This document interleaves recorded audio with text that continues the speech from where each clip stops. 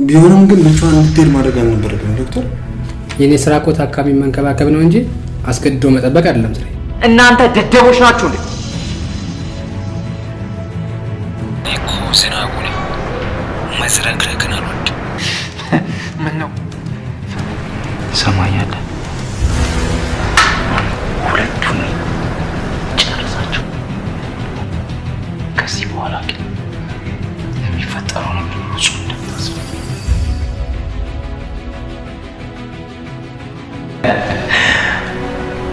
እጅ ማንሳ። ምን ሻታ በሳጨኝ? እሺ ቆይ እቺ ሴት ማናት? ያው አንተ ቢጤ ስለሆነ ዝናብ ይጠፋል።